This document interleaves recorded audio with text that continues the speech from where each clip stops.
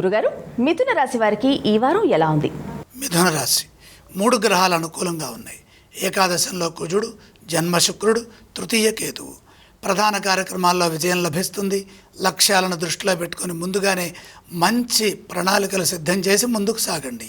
సకాలంలో బాధ్యతలని నిర్వర్తించడం వల్ల మేలు జరుగుతుంది. సంశయాత్మకంగా ఎటువంటి నిర్ణయాలు తీసుకోవద్దు. మనోబలంతో కార్యాలను పూర్తి చేయండి. ఏకాగ్రతతో పనులు చేస్తే విజయం త్వరగా లభిస్తుంది. ఉద్యోగంలో శాంతంగా వ్యవహరించండి. ధర్మబద్ధంగా పనిచేయడం ద్వారా మేలు చేకూరుతుంది.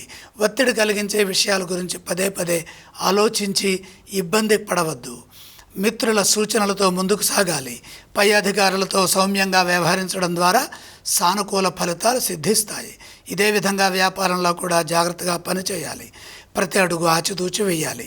అనాలోచితంగా ఏ పనులు చేయవద్దు. అడుగడుగునా సమస్యలుంటాయని గమనించండి. దృఢ సంకల్పంతో ముందుకు సాగితే వారం మధ్యలో విజయం సిద్ధిస్తుంది. అవసరాలకు ధనం అందుబాటులో ఉంటుంది. పరిస్థితులను అర్థం చేసుకుంటూ కాలాన్ని సద్వినియోగం చేసుకోవాలి. మిథున రాశి వారు ఎటువంటి స్తోత్రాలను పఠిస్తే వారికి మంచి ఫలితాలు కలుగుతాయి?